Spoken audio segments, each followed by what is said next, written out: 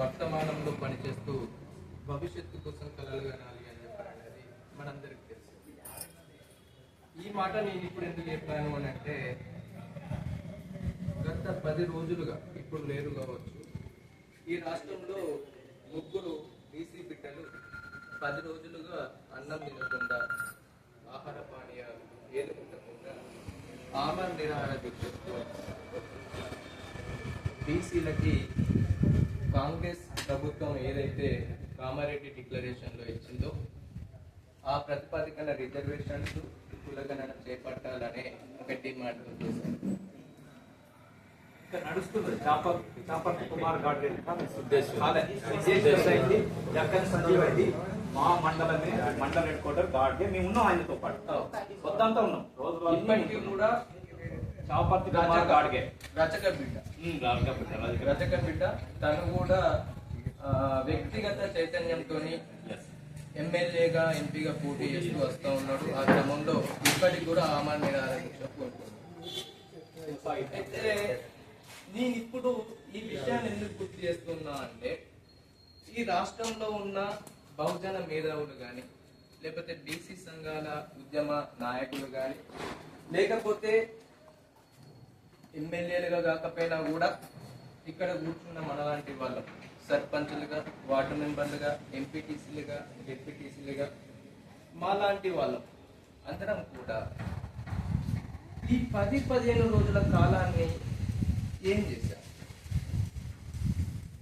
అంటే, పెద్ద పెద్ద పేరు గడించిన వాళ్ళు బీసీ ఉద్యమాన్ని, బీసీ చరిత్రని, మహనీయుల చరిత్రలని వాడుకొని పదవులను కానీ, లేకపోతే అభివృద్ధిని కానీ, అవకాశాలను కానీ అందుకున్న వాళ్ళు ఎందుకు ఇవాళ వాళ్ళకి మద్దతు ప్రకటించడానికి పేపర్ మీద, అయ్యా పేపర్ మీద పులులు, లేకపోతే అవకాశాల కోసం, అభివృద్ధి కోసం పదవుల్లో లేకపోతే అధికారంలో ఉన్న వాళ్ళ దగ్గర కాళ్ళు పట్టుకొని, లేకపోతే చేతులు పట్టుకునే వాళ్ళు కాదు ఇప్పుడు మనం కావాల్సింది.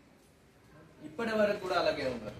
ఈ రాష్ట్రంలో బీసీ సంఘాలు ఉన్నాయి, బీసీ ఉద్యమ నాయకులు ఉన్నారు, బీసీలో గెలిచిన ఎమ్మెల్యేలు, ఎంపీలు ఉన్నారు, మేధావులు ఉన్నారు, డబ్బులు ఉన్న వాళ్ళు ఉన్నారు. కానీ వాళ్ళెవరు కూడా ఈరోజు ఇక్కడున్న కామారెడ్డి డిక్లరేషన్ కావాలి అని చెప్పి ముందుకొచ్చి ఆమరణ నిరాహార దీక్ష చేసిన వాళ్ళ కోసం ఒక్క పిలుపును కూడా ఇవ్వలేకపోయింది.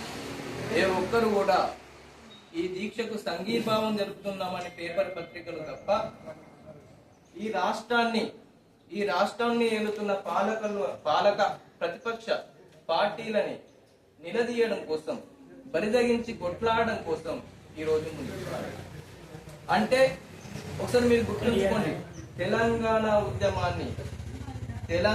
ఉద్యమాన్ని ఇలాంటి ప్రొఫెసర్స్, లేకపోతే జర్నలిస్టులు, మేధావులు, ఉద్యమ సంఘాలు చాలా మంది క్షేత్రస్థాయిలో, కింది స్థాయిలో, గ్రామాల వరకు కూడా తీసుకునేదే దాన్ని ఆక్యుపై చేసి ఇవాళ తెరాస అనే ఒక పార్టీని ఏర్పాటు చేసుకొని కేసీఆర్ గారు పూర్తిగా దాన్ని అడ్జేసుకొని ఇదివరకు మన పెద్దలు చెప్పినట్టు ప్రభుత్వాన్ని,